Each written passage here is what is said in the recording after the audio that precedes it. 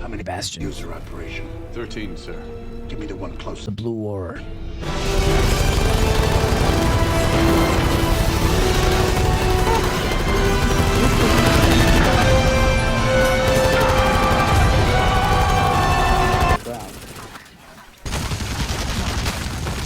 Help! Een oplopen, we praten canister. Help! Good job, Bobby. Hi, I'm an Exorber Warrior and welcome to my channel. But you already knew that because you clicked on this video and you are on my channel. I don't know why content creators do that. The viewers aren't dumb. Today we're going to be talking about Starship Troopers Extermination. But again, you already knew that because you saw the video title and you clicked on the video. Again, seriously, I have no idea why content creators do that. Just like they post review videos for games 2 hours before the game was even released. Exactly like the gunner bugs in this game who kill you before you can even see them. So let's talk about the game. So after playing the game for 70 plus hours, out of which 90% of it was on veteran or hard difficulty, all the classes are level 20, and I'm going to say every class was not fun to level up from the get-go, but they do kind of grow on. I was really excited about the hunter, but then soon realized he is not as powerful as I expected them to be. The operator was the easiest class to level up and get adjusted to, and I gotta admit, it was the most fun class out of all the three.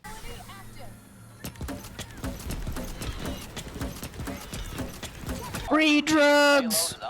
Free drugs! Why are you rolling? Though I kinda cannot say the same about the Bastion. I started leveling up the Bastion since the pandemic 2019, and now I can finally say I have done so. But once leveled up, the Bastion becomes a beast. Anyways, I'm not going to be talking about the classes in this video because I'm going to make a separate in-depth video for them, and I don't want this video to be longer than it's already going to be. So Starship Troopers is a co-op FPS shooter which can be played with up to 16 players. Beware, this game is a co-op team-based game that can be truly enjoyed with at least one full squad of 4 pre-made. Trust me, Arc mode is the game mode you're going to enjoy the most if you have a full 4-people squad of your own. You will not be having a lot of fun if you're playing solo. Don't get me wrong, it is still fun playing the game solo, you will have no control over how the game goes, or you can't effectively do objectives the way you want to do them, at least not in the arc mode. And also when playing solo, be prepared to have all the movie quotes thrown at you and being matchmade with people think they know how to play the game, and then they build ramp walls facing the wrong way, inviting the bugs to come into your base, hold hands with you, and sing Kumbaya, or worse, build defenses around the HQ and not the actual arc. Let's talk about the state of the game. Starship Troopers was released as an early access, and one could say it is in a better state than a finished game being released these days. As far as content goes, the game has only one map at the moment, or should I say planet, which is the planet Balaka. What the devs have done is they have a very big planet, and each time you're deployed on a unique side of the planet at different times of day, varying from nighttime to daytime and sometimes with sandstorms under the scorching sun making you half blind.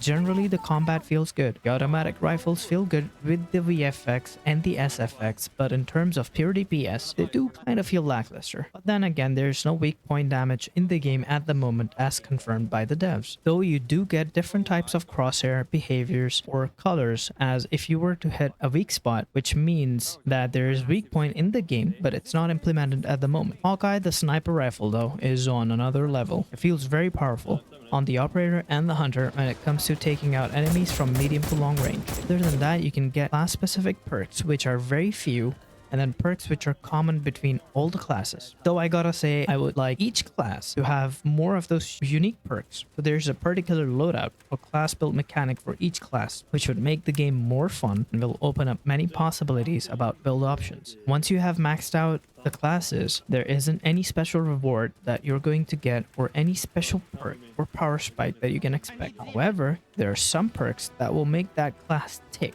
which are locked behind some higher levels. For example, the extended mag or the fall to MG for the Bastion class. You could say this game is very simple and basic at the moment, though I have to admit the replayability or the gameplay loop is very addicting and fun. You have 5 types of enemies: drones, warriors, tigers, grenadier bugs, and bring out the swearing Aussie out of every player, gunner bugs. You're a fucking goose, mate. Nah, fuck you. Nah, fuck you. Nah, fuck you. Nah, fuck you. Deadlock. You guys already know most of it, so I'm not going to go into too much detail on what we have, but I'm going to emphasize on the things that are promised by the devs to be added as future content in the game. We will be provided with more weapons, an updated class leveling system, as well as progression achievements and unlockable skins for both weapons and armor. On the enemy side, we are going to be getting more bugs. We will be getting flying enemies, including boss battles that require complex player coordination to defeat. We'll be introduced to ongoing planetary battles, where the player can explore new items and enemies introduced in the previous updates as an epic multi-world conflict breaks out. We will have a diverse roster of customization options, allowing us to tailor our troopers to fit our playstyles and experience. Additionally, we will also be getting vehicles, which in my opinion could be Humvees and gunships, as Outworld Industries was inspired to make this game from Starship Troopers mod from the game called Squad, which has gunships mounted with MGs. Game mode. At the moment, we only have simple yet fun game mode. The AS, not the ARS, which simply is the short version of the ARC game mode. Let's talk about the ARC and also the strat on how to beat the ARC game mode. ARC mode is all about gathering resources to build your base while fighting infestations. Ultimately, as soon as you gather all the yellow gas canisters to fuel the ARC, it will fire the ARC up and the main event horde fight will begin. Whereas on the other hand, you will be needing the blue canisters to get the resources or the currency to start building your base. While doing these tasks, you will be getting random infestation level increases in a timely manner. They will begin at level 1 and will ultimately get to level 5 if left unchecked. Once the infestation level hits level 5, the spawns will start becoming nasty, giving you all sorts of high threat spawns, such as tiger bugs, grenadiers, and gunners. It is going to be an endless horde, and the final horde event will never ever initiate until the arc is fired. Hence, this brings us to our squad roles. Squad roles. If you're playing in a squad of 4 people with your premates, then I highly recommend you to take on the infestation extermination role. The sole purpose of this extermination squad will be tracking and hunting these infestations to keep the infestations level low. This squad should generally consist of a bastion to take all the aggro of the enemies, an operator for the revives and the ammo fabricators, a hunter to scout and take out high priority targets or to provide cover for the team, and to take the gunner bugs aggro off of the team and stare at the bleed timer. Whereas the fourth and the final team member could go with any class depending on what you want more of. I suggest you go as premates with comms. Your squad should take on the extermination job, where you can always trust the pugs or randoms for the blue ore or the yellow gas canisters, as they're always very task oriented. Be mindful of pugs or random, keep communicating with them and ask them not to complete the yellow gas canisters, as completing the task will fire up the arc and start the main event. But again, be prepared for some random with one functional brain cell will do exactly what you're telling them not to. Now, whatever you do,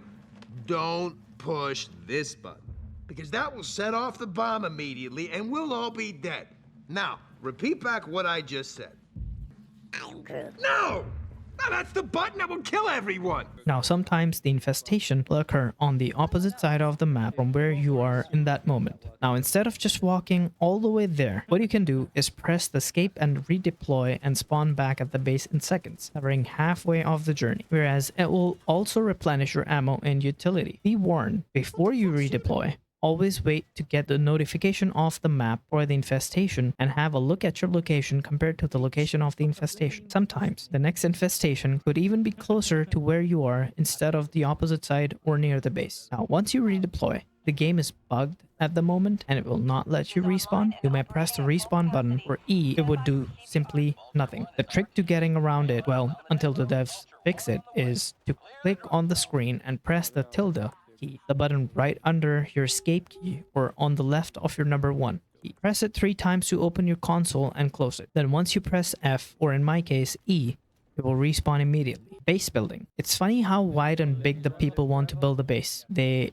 end up building a residential area with all the theme parks, schools, hospitals to get free education and medical care to the bugs. Whereas what they should be actually doing is building the base compact with the right structures so that you have clear line of fire and could engage in shooting the bugs when they're further away from the base. Now, before we talk about base building, let me tell you the structures which are higher in strength to the weakest. So starting off with the bunkers are the strongest when it comes to building your base. Next up would be the large gates, as they have almost similar strength as the bunkers, followed by the small gates and small walls. The normal walls are the weakest, with the ramp walls being slightly behind them. The electrical fences are really strong, but they should almost always be used to defend the arc. Now let's get into base building. In rare cases, you can build a bunker to plug a tunnel or an underpass with an electric fence in front of it if you have one to spare. When it comes to building the base, you never want to build the base too big or too too wide that it takes a lot of time to go from one side to another, or if you can't see or cover the two sides at the same time. Also, an individual side is too big, too wide. It will be harder to cover it all, especially for your sentries, where one corner will have point blank spawns, such as coming from downhill or lower ground. So generally, you should be placing your bunkers in corners and then building your fences consisting of large gates, small gates, and then walls and ramp walls behind them. Your towers should go in the corners of the base and corners of the arc. And as mentioned earlier, small walls can go into tunnels if there are any in one of the sides of the base. Otherwise, generally, you may build small walls outside of the base to slow down the horde vertically or horizontally. I prefer them vertically myself, as they still obstruct the oncoming horde but give you a clear line of sight. If you want to do an in-depth guide specifically on how to build bases, let me know in the comments down below and I will make it happen. Now, once you have the base building all sorted, you need to make that base work in your favor to defend the arc, fighting the horde. The way you should be doing is communicate with your pugs or your premates, and every squad should take a wall and